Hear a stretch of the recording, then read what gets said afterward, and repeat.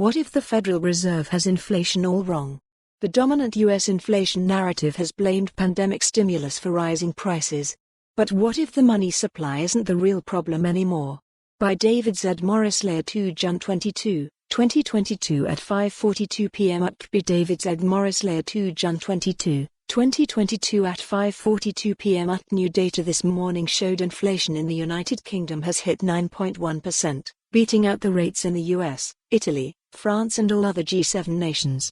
That highlights a possible disconnect between the rationale behind tightening US monetary policy and the actual causes of ongoing inflation rises. You see, since the beginning of US pandemic relief spending in 2020, prominent neoliberal economic voices have warned of the danger of America's big spending approach to cushioning the pandemic shock. The US spent more as a share of GDP, gross domestic product, than any major economy on Earth, in a mix of direct payments to citizens, forgivable loans to small businesses and new pandemic-related federal spending. This article is excerpted from the Node, CoinDesk's daily roundup of the most pivotal stories in blockchain and crypto news.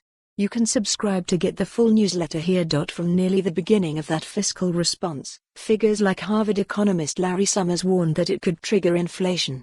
For a while, they seemed right, until roughly the end of 2021. U.S. inflation did outpace the average for Organization for Economic Cooperation and Development, OECD, countries.